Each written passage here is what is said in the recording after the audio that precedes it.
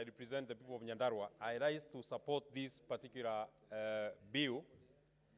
And with very, very few words, Honorable Speaker, I am very, very persuaded that as a people, and I would want to borrow the words that have been used by my colleagues here, for us it's not necessary to make popular decisions.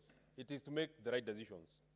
If we cannot, as a people and as elected leaders, speak about ensuring that we create employment opportunities to our people, then we shall have been very unfair to the people that voted for us, number one, and number two, to the people that we expect we shall go back to and ask for votes, Honorable Speaker. As a young person, Honorable Speaker, the young elected senator in this particular House, Honorable Speaker, it would be morally very wrong for me to vote to deny my age mates and my colleagues who have given me an opportunity to come to this House, a job opportunity, Honorable Speaker.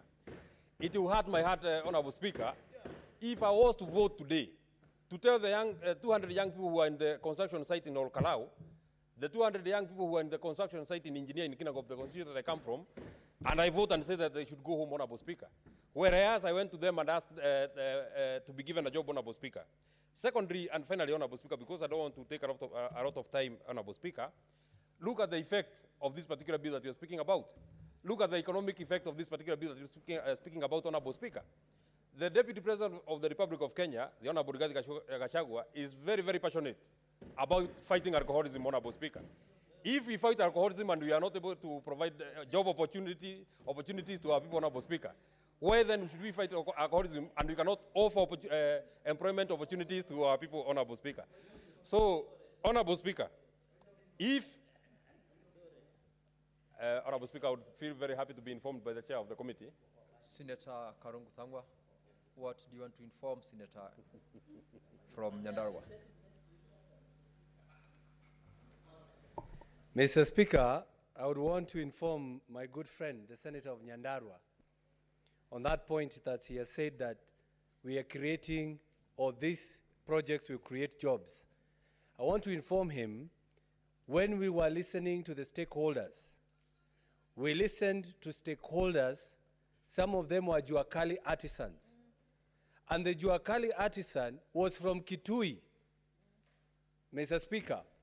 And that Juakali artisan told us they got contracts from affordable housing worth 120 million Kenya shillings, Mr. Speaker. And they are from Kitui. And they own houses themselves in Nairobi, in Pangani. So I wanted to inform them it is true. This is a real picture, and it is benefiting even the people from the other side of divide. Proceed, having been informed, Senator. That is very, very, very important information, Honorable Speaker. I would not have imagined that it would be that informed, Honorable Speaker. For the sake of the person who operates a hardware in Olkarau, Honorable Speaker, for the sake of a mason who is graduating from the Kinangop Technical College, Honorable Speaker, for the sake of that one mason that can get an employment because I voted yes, Honorable Speaker, it is for that reason that I vote for this particular bill, Honorable Speaker. Finally, however selfish I would want to be, Honorable Speaker, and all the 67 members of this particular Senate, Honorable Speaker, all of us live in a very decent, in very decent houses and very decent environments, Honorable Speaker. It would be very selfish of us if you were to vote to deny other Kenyans the same privilege that we are enjoying, Honorable Speaker. Actually, for us, Honorable Speaker, we would even take it further to say some of us are enjoying those very good living conditions out of the sweat of the people of Kenya, because we are paid from the taxes of the people of Kenya. If a certain percentage of my salary will be able to go to ensuring that another Kenyan can get as good and decent housing as myself, Honorable Speaker, it is for that reason that I vote for this particular bill. So I support. Thank you, Senator Methu. Honorable Senators, there being no other senator interested in contributing, I'll call upon the majority leader to reply.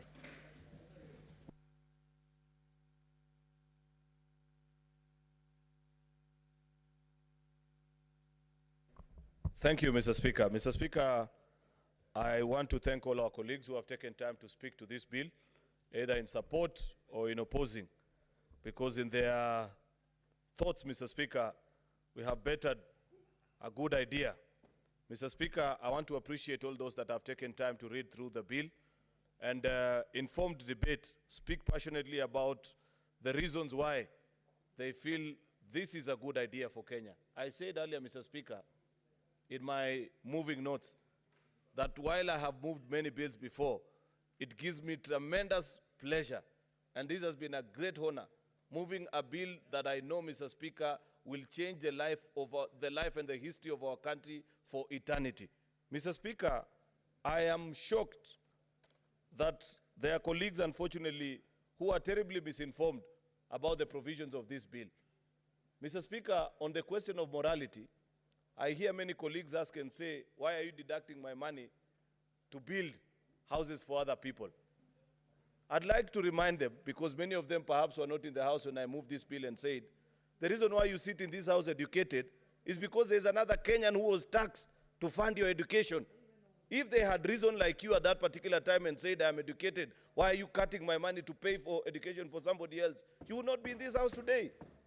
Kenya is built on a culture of selflessness, Mr. Speaker, and we must discourage this selfish behavior that is creeping into our country, and people are beginning to even pitch about it and speak boldly about it, that it's my money. What can I do about it? I said we are almost a quasi-socialist state, Mr. Speaker, because many times we rely on each other.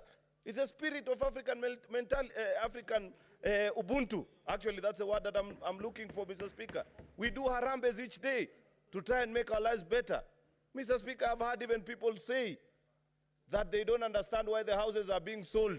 I think it was Senator Kavindu, that they don't understand why these houses are being sold, yet Kenyans have been taxed. There's a reason why it's called affordable, Senator Kavindu, because the amount you're being taxed is not equivalent to the value of that particular house, Mr. Speaker. If you are to pay the value of that particular house, then it will mean it will go with your entire salary. Therefore, Mr. Speaker, I want to urge colleagues that you take time and read, appreciate, understand this particular bill, Mr. Speaker, before wrongly critiquing it, Mr. Speaker. Finally, Mr. Speaker, because I know